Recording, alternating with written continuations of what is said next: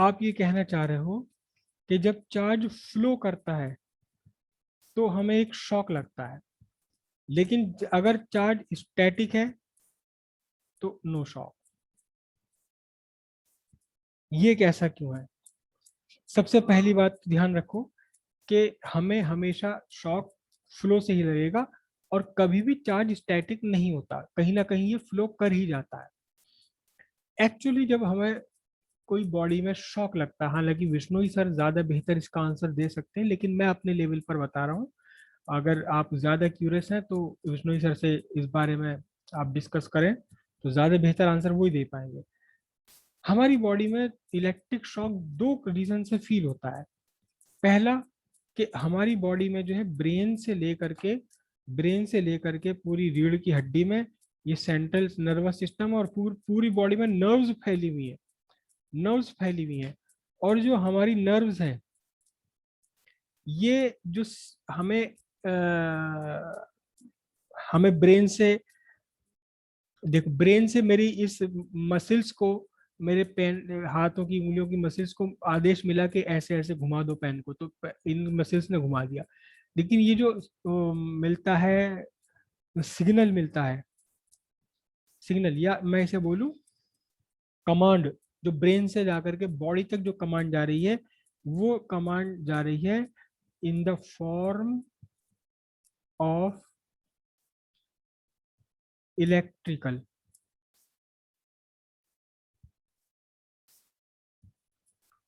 Electrical signals.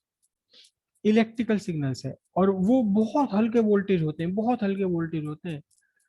और in electrical signals को ही पकड़ करके क्या किया जाता है, याद याद करो, ईसीजी, इलेक्ट्रोकार्डियोग्राम, या जो ब्रेन ब्रेन की एनालिसिस देखते नहीं हो बॉडी के ऊपर, वो ऐसे ऐसे गोल गोल सी चीजें चिपका देते हैं और इसमें तार निकलता चला जाता है, कहीं बहुत चारों तरफ चिपका दिए, ब्रेन पे चिपका दिए, वो ईसीजी होता है। वो ब्रेन ये इलेक्ट्रिकल सिग्नल्स पकड़ता रहता है, इसके कहाँ कैसा क्या, अब ब्रेन से कमांड कहाँ कैसा जा रहा है।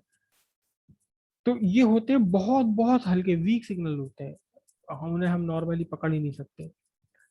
तो सबसे पहले जब इलेक्ट्रिक चार्ज हमारी बॉडी से फ्लो करेगा, तो हमारे इस इलेक्ट्रिकल सिग्नल्स को डिस्टर्ब कर देता है बहुत तगड़ा। और इस इलेक्ट्रिकल सिग्नल के डिस्टर्ब होने से पूरा का पूरा नर्वस सिस्टम फेल हो सकता है।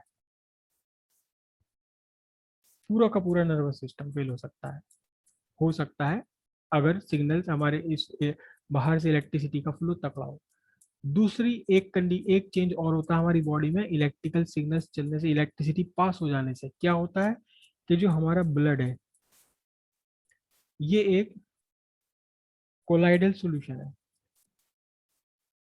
निगेटिवली चार्ज्ड, कोलाइडल सॉल्यूशन है ये, है ना। और निगेटिवली चार्ज कोलाइडल सॉल्यूशन है।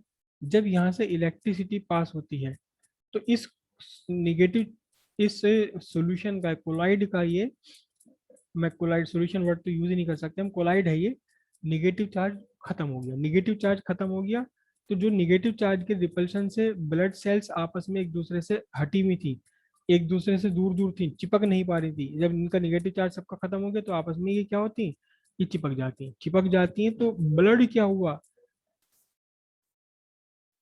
ब्लड कोएगुलेट हो गया।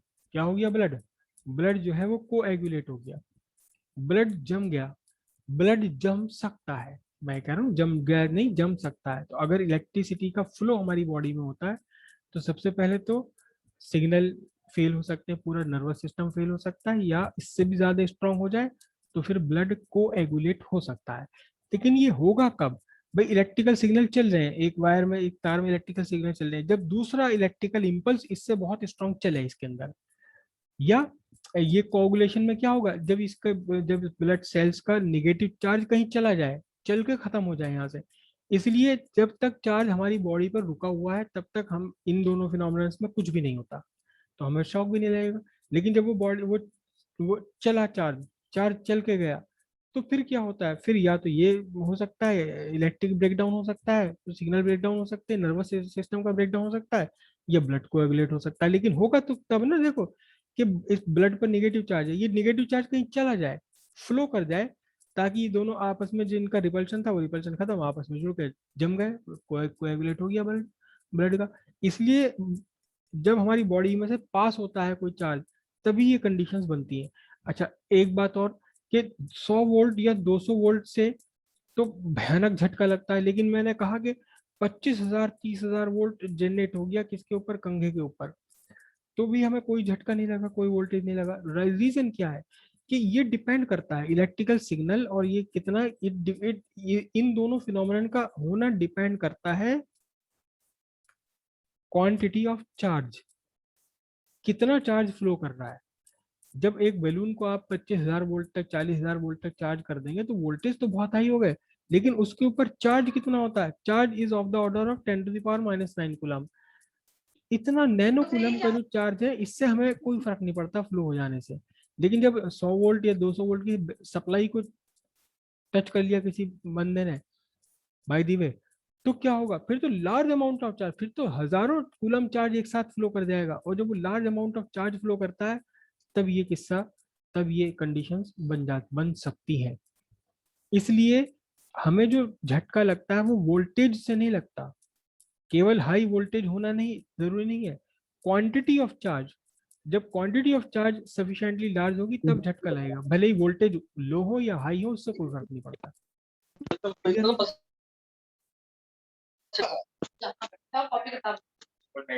वोल्टेज अगर देखो, वोल्टेज एक कॉज है, वोल्टेज जो है वो एक कॉज है, दैट अभी हम आगे इलेक्ट्रिसिटी में पढ़ेंगे, voltage is a cause. Sir V equal to I R से, तो सर उसमें ज्यादा करंट फ्लो होना चाहिए अगर वोल्टेज ज्यादा है।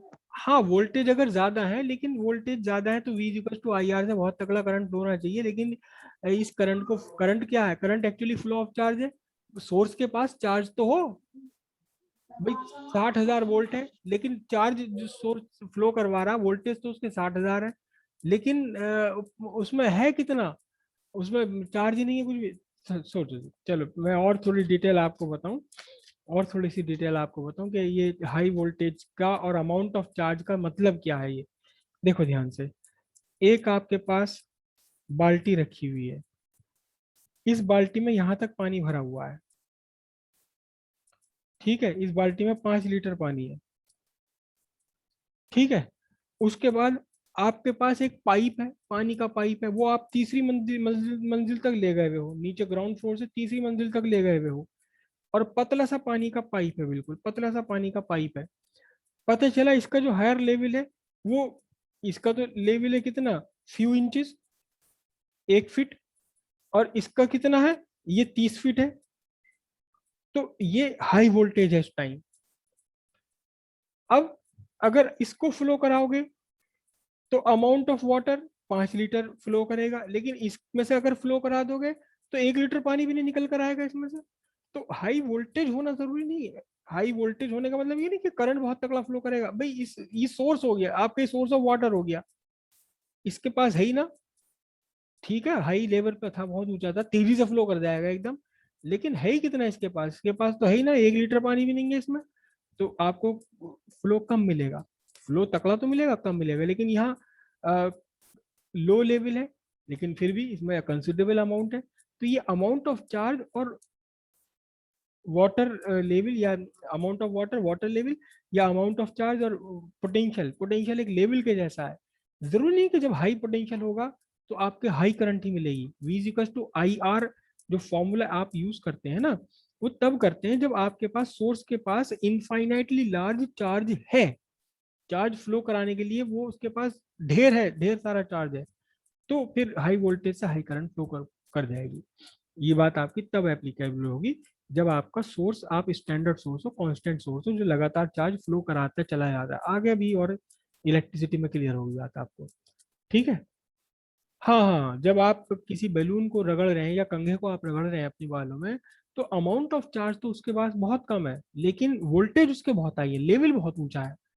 तो होता रहे, हमें क्या फर्क पड़ रहा है, जब एक कंगा है, कंगे कंगे से हमने बॉडी पर टच कर लिया चार्ज कर गए, तो क्या होगा, कुछ भी नहीं होगा, जब उस पर हमारी बॉडी को अफेक्ट करने लायक चार्ज ही नहीं है उसके ऊपर, तो क्या होगा, कुछ भी नहीं, कुछ भी इफेक्ट नहीं पड़ेगा। लेकिन 200 वोल्ट का झटका बड़ा टेढ़ा लगता है, क्यों? क्योंकि 200 वोल्ट का झटका तो 1 सेकंड के अंदर ही बहुत जबरदस्त अमाउंट ऑफ चार्ज हमारी बॉडी में से फ्लो करा देगा, तो वो झटका लगता है फिर। समझ आई? बाकी विश्नोई सर से या किसी डॉक्टर से आप कंसल्ट करें तो ज्यादा बेहतर वो बता पाएंगे। मगर डॉक्टर को थोड़ी फिजिक्स भी आनी चाहिए, उसे पता होना चाहिए कि वोल्टेज और करंट या चार्ज ये एक्चुअली ये है क्या चीज़ है। अब most of the case doctor भूल चुके होते हैं पूरी की पूरी फिजिक्स, क्योंकि फिजिक्स उनके लिए सिर्फ और सिर्फ एंट्रेंस एग्जाम के लिए रिक्वायर्ड होती है। अंदर जाके वो मेडिकल कॉलेज के अंदर जाकर फिर सब फिजिक्स उनके लिए इनसिग्निफिकेंट है। वो सब वहीं के वहीं भूल जाते हैं, जिस दिन वो पेपर दे के आते हैं उसी दिन शाम में सारी की सारी फिजिक्स भूल जाते हैं।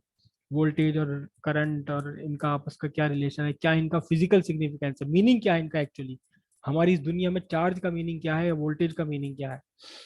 अगर ये किसी डॉक्टर को याद होगा तो वो आपको बहुत बढ़िया तरीके से एक्सप्लेन कर सकते हैं कि ये चार्ज के फ्लो होने से हमारी बॉडी में क्या होता है, क्यों होता है।